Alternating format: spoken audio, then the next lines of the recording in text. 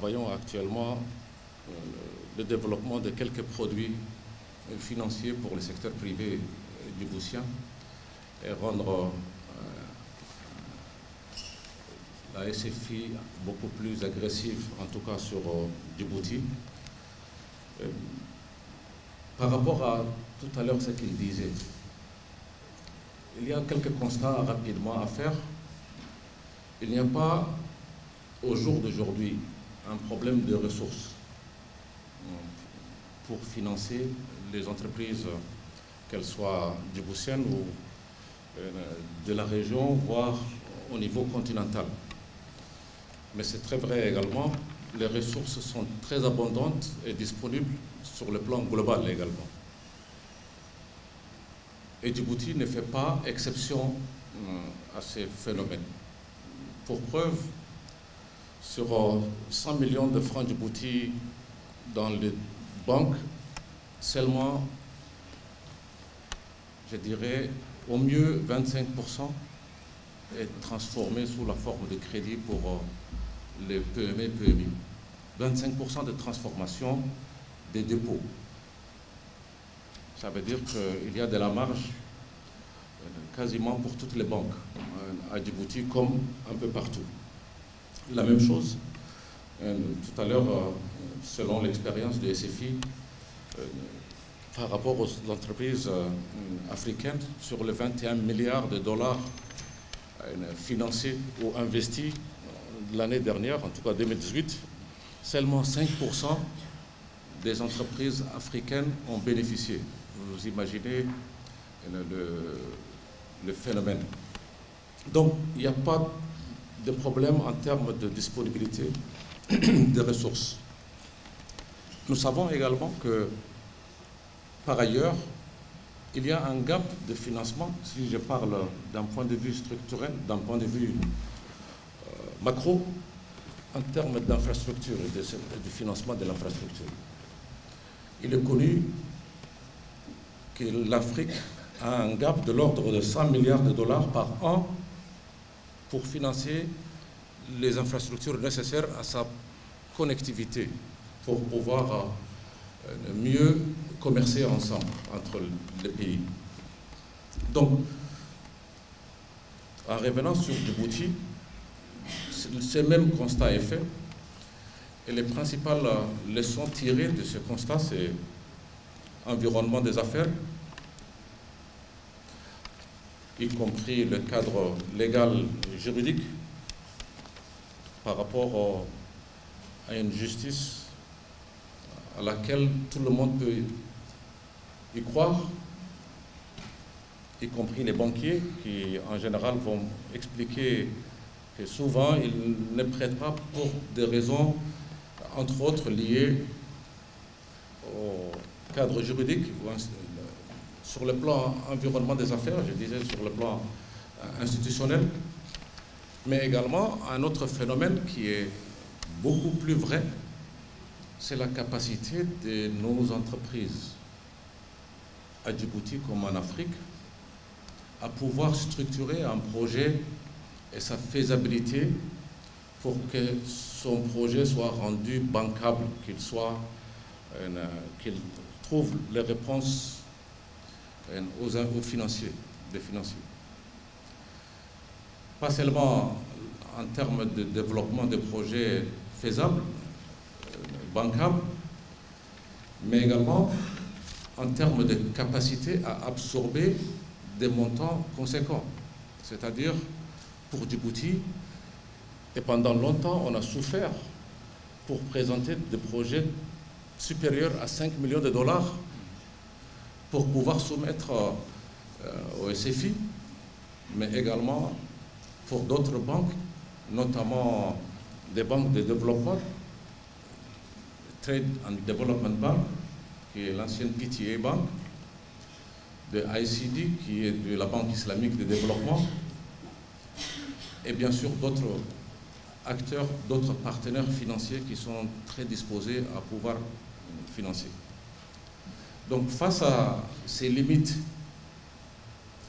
il y a également sur le plan, comment dirais-je, institutionnalisation de nos entreprises, de notre secteur privé, de la structuration sur le plan individuel, mais également sur le plan collectif, à pouvoir s'organiser sous forme de consortium pour pouvoir mobiliser des ressources ensemble. C'est ces réponses-là qu'on a essayé d'apporter, en tout cas pour Djibouti, sans au passage oublier que malheureusement sur les 40 millions d'entreprises PME ou TPME, vous évoquiez, nous sommes encore à un chiffre assez, comment dirais-je, minuscule par rapport à, en tout cas, Djibouti ne représenterait pas beaucoup plus de 3000 très petites et petites entreprises, et essentiellement évoluant dans le secteur informel. Ça n'aide pas non plus. Ça veut dire que ce secteur informel n'est pas en mesure de présenter des bilans qui soient des bilans acceptés par le partenaire financier, par les banques. Pour ce qui nous concerne, pendant les dernières années, nous avons pensé, et ça le restera pendant de longues années, la réforme dans le cadre de l'environnement des affaires. Ce n'est pas un choix, c'est une obligation et c'est une urgence.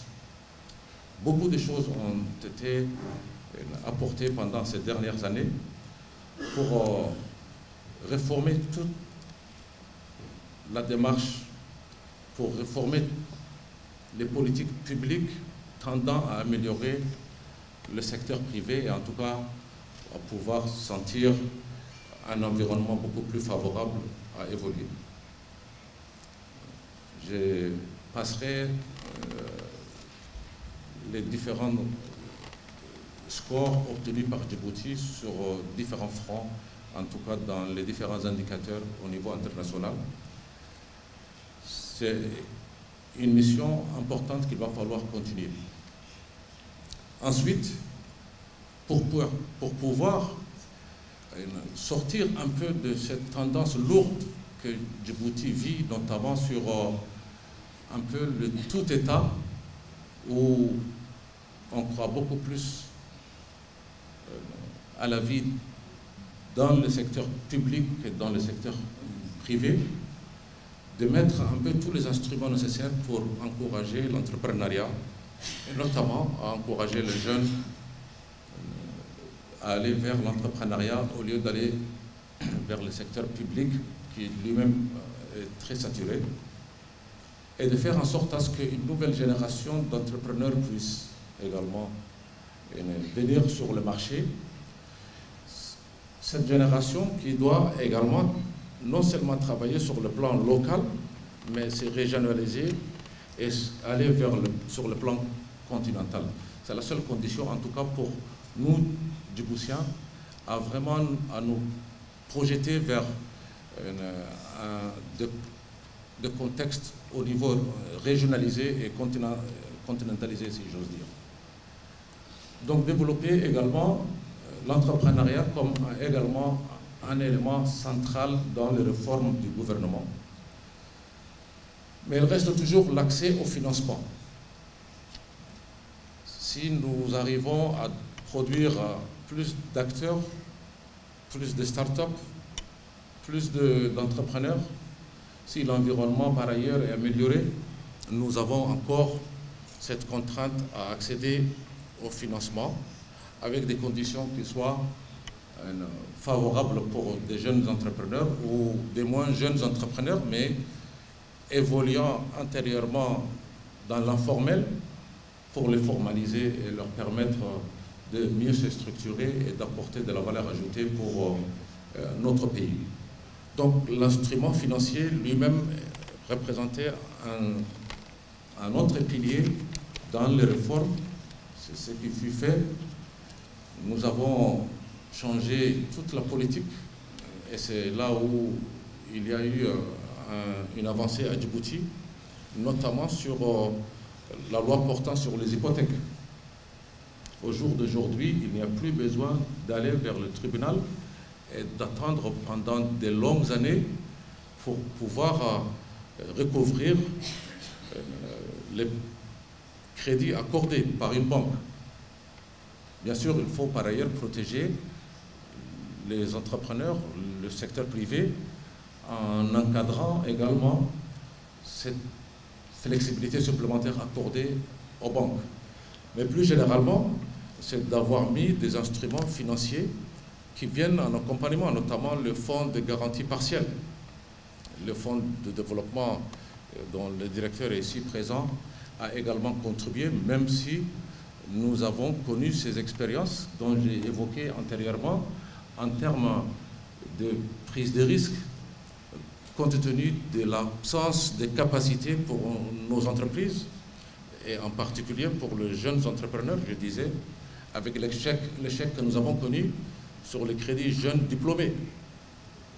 Mais ce sont des expériences et des échecs qui nous permettent de corriger nos erreurs passées pour ensuite consolider des offres qui soient en mesure de convenir tant sur le renforcement des capacités, mais c'est surtout sur la façon dont le secteur privé peut avoir beaucoup plus facilement l'accès.